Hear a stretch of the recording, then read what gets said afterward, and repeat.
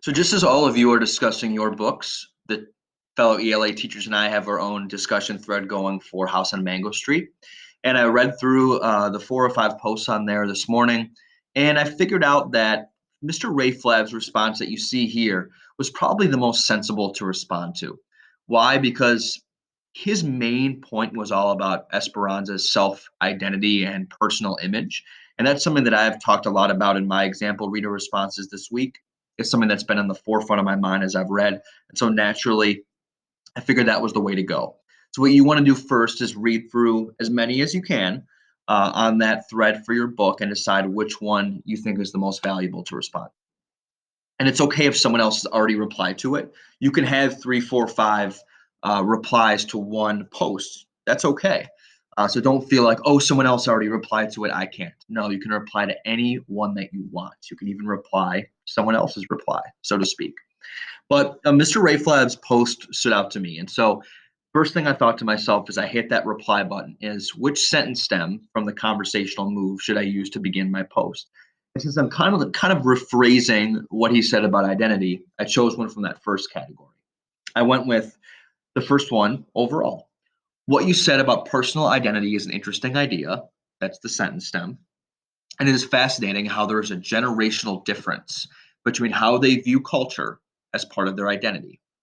And my main point here was that while Esperanza has her own struggles, especially with being a Latin American and a young woman, there are other people in our culture that are older that think differently about that self image. They're not conflicted about it. No, the older people in that culture have a lot of pride about their heritage and who they are, and they try to hold on to it.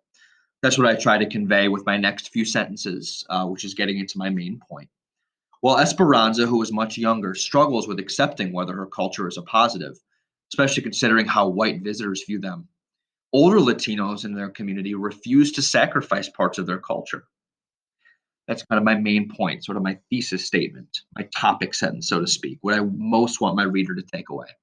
And then, because using text evidence is always a good idea, that's what I did next.